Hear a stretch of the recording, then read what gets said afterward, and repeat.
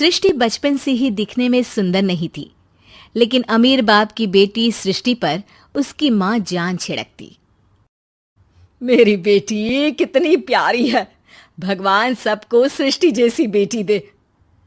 सृष्टि धीरे धीरे बड़ी होती है। एक दिन सृष्टि की सहेली कहती है, तू दिखने में कितनी अजीब सी है, लेकिन मैं जानती हूँ हम सब में सबसे अच्छी शादी तो तेरी ही होगी। तेरे पापा अमीर जो हैं। और बता नहीं सकते यार, दहेज तो हर कोई देता है, ये क्या ज्यादा ले जाएगी अपने पति के लिए? अरे बड़े शहर में कोठी है इसके पापा की। अरे पापा की है ना, कौन सी इसकी है? इसकी होती तब तो कोई भी लड़का इससे शादी कर लेता। अरे पापा की मतलब पापा की है तो मेरी ही है ना? किसने कहा? अब तेरी तो तब होगी ना जब तेरा भाई ना हो। वैसे भी शादी के बाद सारी प्रॉपर्टी भाई के नाम होती है। सृष्टि समझ जाती है कि उसे किसी भी हालत में माँ बाप की सारी प्रॉपर्टी को अपने नाम करना है, लेकिन कैसे? एक दिन सृष्टि का भाई शीनू कहता है, बहन क्या कर रही है? तुझसे एक बात करनी है। अरे हाँ करना, मैं तो तेरी बहन हूँ। बहन मेरी लाइफ में ना एक लड़की है, बहुत अच्छी है। मैं सोच रहा हूँ माँ और पापा से बात करूँ शादी के लिए। सृष्टि को समझ में आ जाता है कि भाई की शादी होते ही भाभी उसे एक दिन भी घर में बर्दाश्त नहीं करेगी। क्या बात है भाई, बताना कौन है वो? यार वो बहुत अच्छी लड़की है, पढ़ी लिखी है, मेरे साथ जॉब भी करती है। बस एक प्रॉब्लम है। प्रॉब्लम? क्या प्रॉब्लम है भाई? यार वो शादीशुदा है, लेकिन उसके पति ने उसे सिर्फ इसलिए छोड़ दिया क्योंकि उसके माँ बाप दहेज नहीं दे पाए। सृष्टि ये सुनकर न जाने क्यों खुश हो जाती है। अरे भाई तो क्या हुआ, लड़की तुझे तो पसंद है ना? शीनू को लगता है कि बहन उसे समझ रही है। वो इस बात से अनजान होता है कि उसकी बहन की मंशा पूरा घर हड़पने की है। सृष्टि अपनी माँ से कहती है, मम्मी मुझे तो बहुत चिंता है। पता है शीनू क्या कर रहा है? अरे क्या कर रहा है? वो तो काम पर जाता है और वापस घर आता है। नहीं ना माँ, वो यही तो नहीं कर रहा, बाकी सब कर रहा है। आपको पता है उससे प्यार है, और वो भी एक शादीशुदा लड़की से। हैं? ये क्या हो गया? मैं सोसाइटी में क्या मुंह दिखाऊंगी? अरे तेरे पापा तो यही कहेंगे कि मैंने ही उसे बिगाड़ दिया है। माँ देखो, मेरी बात मानो, पापा पर भी विश्वास करने की जरूरत नहीं है। अब आप ही बताओ, पापा इतनी देर घर के बाहर रहते हैं क्यों? बोलो। अरे बेटा वो तो नौकरी करते हैं ना। तू बहुत भोली है माँ। पापा का ऑफिस तो 7 बजे खत्म हो जाता है, लेकिन देखो कितनी देर से आते हैं। अरे नहीं बेटा, ऐसी कोई बात नहीं है।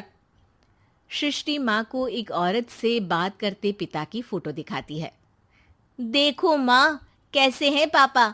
मैं ना कहती थी कि पापा सही नहीं है। मैं तेरे पापा से बात करूंगी, दे फोटो मुझे। ओ माँ, वो तो डिलीट हो गई। लेकिन चल, तूने तो देख लिया ना। पापा से बाद में बात कर लेना, और हाँ, मेरा नाम बिल्कुल मत लेना। हाँ माँ। अब क्या था, सृष्टि के माँ और पिता के बीच झगड़ा होना शुरू हो जाता है। सृष्टि के मन में क्या चल रहा था कोई नहीं जानता था। एक दिन, माँ सृष्टि के लिए एक लड़का देखा है, वो लोग शाम को उसे देखने आने वाले हैं। और हाँ माँ, एक खुशखबरी, मैं और पापा मिलकर एक नया बिजनेस ट्राई कर रहे हैं। शाम को लड़का आता है, सांवले रंग का।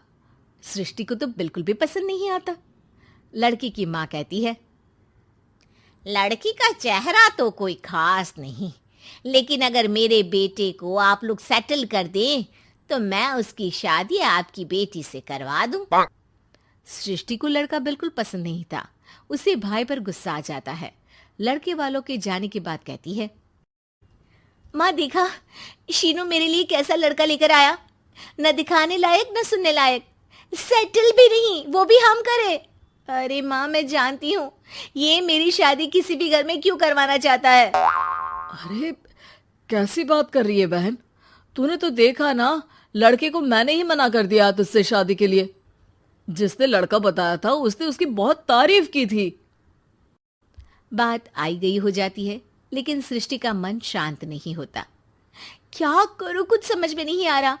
मेरी शादी हो गई तो ये लोग पूरी प्रॉपर्टी शीनू के नाम कर देंगे, मेरे हाथ तो कुछ लगेगा ही नहीं। तभी सृष्टि को आइडिया आता है। वो किसी वकील को फोन करती है। जी देखिए, अगर आपके मम्मी पापा का तलाक हो जाता है तो आपके पिता की आधी प्रॉपर्टी आपकी माँ के नाम हो जाएगी, फिर उसे वो किसी को भी दे सकती है। सृष्टि अब माँ को बेटे के खिलाफ भरती है। माँ, शीनू पर नजर रखा करो। वो जिस लड़की के प्यार में है ना, वो शादीशुदा है। यहाँ आएगी, सारा पैसा, रुपया, जमीन, जायदाद सब हड़प लेगी। पापा का भी हाल तुमसे छुपा नहीं है। ऐसा ना हो कि मैं और आप एक दिन सड़क पर भीख मांगे। हे भगवान, मैं तो जीते जी मर जाऊंगी अगर ऐसा हो गया तो। ऐसा हो गया नहीं माँ, ऐसा ही होगा। अभी समय है, आगे का सोच लो। मैं तो कहती हूँ पापा से आधी प्रॉपर्टी लेकर अलग हो जाओ। पापा की आधी प्रॉपर्टी भी हम लोगों को अगर मिल जाती है ना, तो अगले 7 जन्म सफल समझो। बेचारी माँ बेटी के कहने पर पति से तलाक लेकर अलग हो जाती है। सृष्टि अब पैसों से गाड़ी और अपने दूसरे महंगे शौक पूरे करने लगी। उसके दोस्त भी उसके पैसे इस्तेमाल करते। सृष्टि, कल तुम कहाँ थी? मैं सारा दिन घर पर अकेली थी। तो मैं क्या करूं? मैंने ठेका तो नहीं लिया है ना तुम्हें संभालने का। माँ को सृष्टि से ये उम्मीद नहीं थी। वो बैठकर रोने लगती है। वहीं उसका पति यानी कि सृष्टि के पिता आ जाते हैं। मैं जानता था कि तुम्हारा यही हाल होगा, तो आपने मुझे रोका क्यों नहीं? मैं रोकता तो तुम रुकती क्या?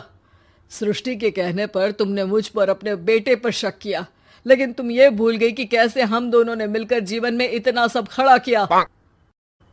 माँ पति के गले लग जाती है।